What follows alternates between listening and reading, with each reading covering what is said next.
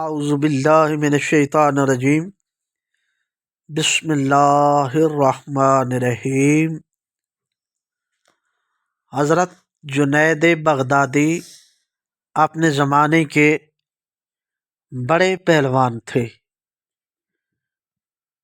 وقت کے بادشاہ کو بھی آپ پہ ناز تھا۔ ایک دن بادشاہ کے سامنے حضرت جنید بغدادی نے بڑے بڑے پہلوانوں کو گرا دیا۔ بادشاہ بڑا متاثر ہوا اور اس نے اعلان کیا کہ جو بھی میرے جنید کو کشتی لڑ کر گرائے گا میں اسے بڑا انعام دوں گا۔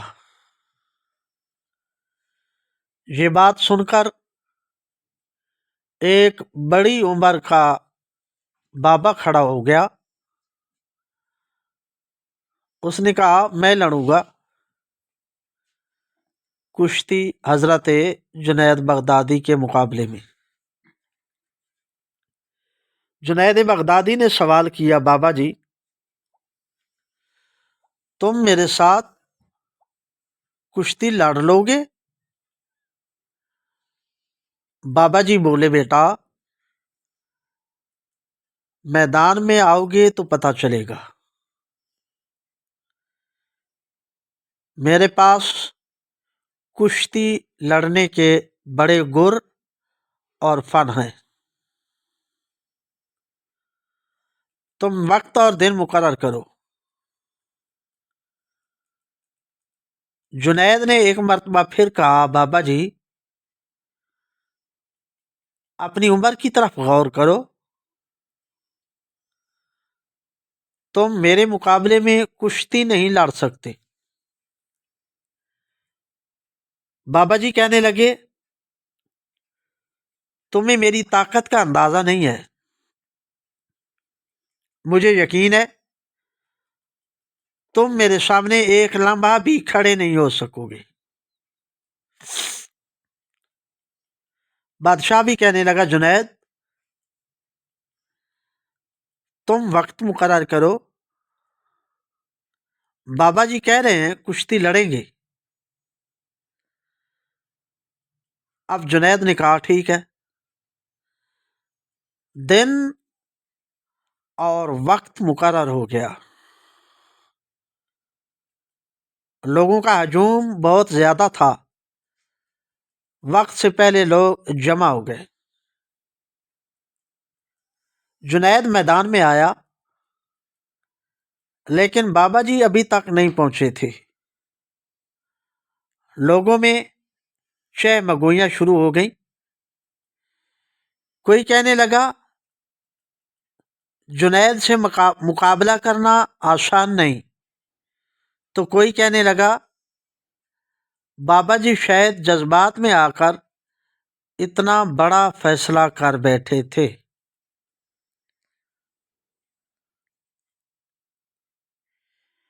انہی باتوں میں مصروف تھے لوگ کہ کیا دیکھتے ہیں بابا جی گھوڑے پر سوار ہو کر آ گئے۔ انہوں نے سب سے پہلے لیٹ آنے کی معذرت کی تو لوگوں نے کہا، کوئی بات نہیں بابا جی، آپ کشتی شروع کرو۔ جنید اور بابا جی آمنے سامنے۔ بابا جی نے جنید کے کان میں کہا، بیٹا میں سید گھرانے سے تعلق رکھتا ہوں، میری 2 جوان بیٹیاں گھر میں ہیں جن کی رخصتی ابھی کرنی ہے، اور تمہیں پتہ ہے ہم لوگ سید جو ہیں صدقہ نہیں لے سکتے۔ اگر آج آپ گر جائے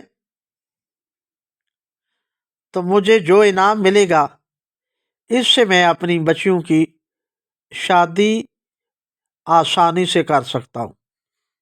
جنید جلدی کرو اور مجھے بتاؤ، ورنہ میں تمہارے ساتھ کشتی واقعہ ہی نہیں لڑ سکتا۔ اب جنید نے کہا ٹھیک ہے بابا جی کشتی لڑو۔ میرے ساتھ تھوڑی دیر لڑنے کے بعد جنید نیچے گر گیا اور بابا جی اس کے سینے پر بیٹھ گئے۔ بابا جی کو بہت بڑا انعام دیا گیا۔ جنید کو لوگ